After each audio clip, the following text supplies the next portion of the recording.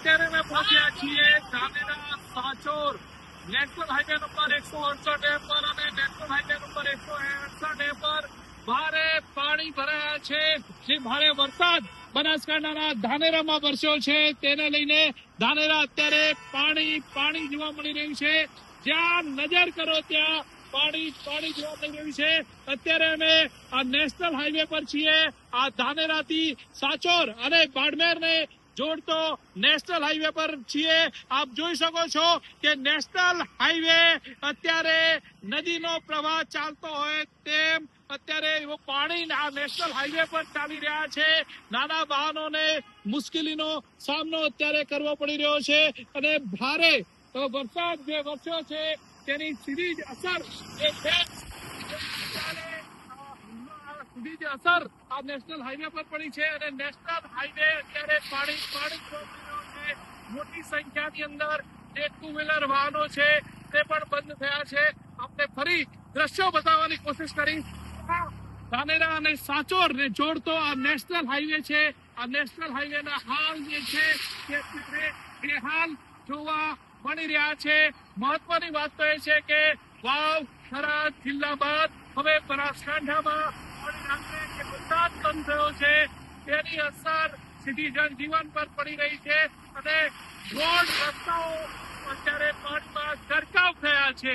અત્યારે અમે છીએ ધાનેરાથી આખડાને જોડતા રોડ પર આપ મારી પાછળ દ્રશ્યોમાં જોઈ શકો છો કે આ સરાવનું સ્થાનિક વહેણ આવતા અત્યારે જે ડાયવર્ઝન આપવામાં આવ્યું હતું તે ડાયવર્ઝન વાળો રોડ અત્યારે ધોવાયો છે અને આ રોડ અત્યારે ધોવાઈ જતા 30 થી વધુ ગામો જે છે તે ગામોનો અત્યારે સંપર્ક જે છે તે કપાયો છે। કારણ કે જે ધાનેરાથી આખડા લાખણીને જોડતો આ મુખ્ય રસ્તો છે આ રસ્તા પર 30 જેટલા ગામો જે આવેલા છે અને આ રોડ જે છે તે સ્થાનિક વહેણની અંદર ધોવાઈ જતા આ 30 જેટલા ગામોનો જે સંપર્ક છે તે કપાયો છે। આપ દ્રશ્યોમાં જે પ્રમાણે જોઈ શકો છો કે સ્થાનિક જે વહેણ છે તે આવ્યું છે અને સ્થાનિક વહેણ આવવાના લીધે જે ડાયવર્ઝન જે આપવામાં આવ્યું હતું તે રોડ અનેક જગ્યાથી જે તૂટ્યો છે અને આ રોડ તૂટી જતા અત્યારે ધાનેરાથી સરાલ તેમજ આખડા જવાના જે રસ્તો છે તે રસ્તો અત્યારે બંધ કરી દેવામાં આવ્યો છે।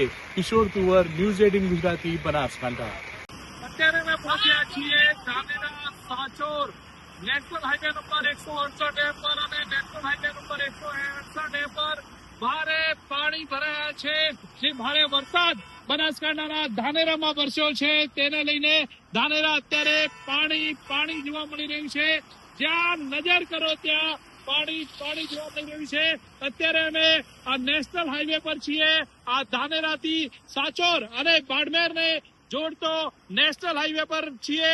આપ જોઈ શકો છો કે નેશનલ હાઈવે અત્યારે નદીનો પ્રવાહ ચાલતો હોય તેમ અત્યારે એવો પાણી આ નેશનલ હાઈવે પર ચાલી રહ્યા છે।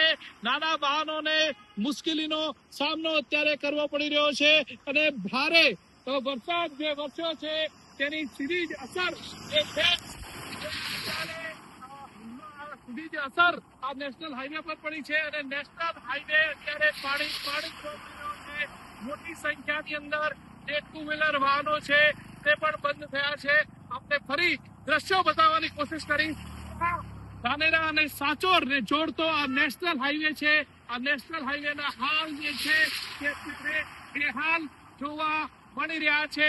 મહત્વની વાત તો એ છે કે વાવ થરાદ જિલ્લા બાદ હવે બનાસકાંઠામાં વરસાદ બંધ થયો છે તેની અસર સીધી જનજીવન પર પડી રહી છે અને રોડ રસ્તાઓ અત્યારે પાણીમાં ગરકાવ થયા છે।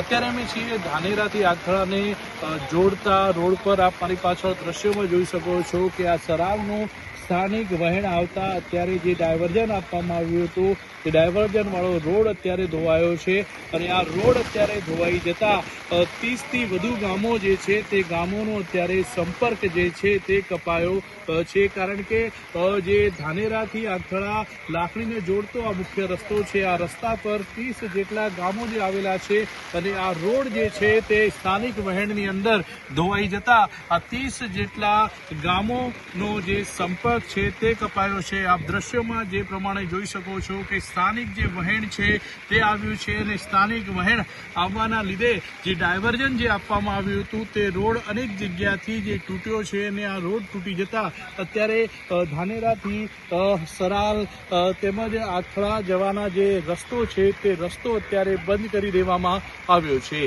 કિશોર કુંવર, ન્યૂઝ 18 ગુજરાતી, બનાસકાંઠા.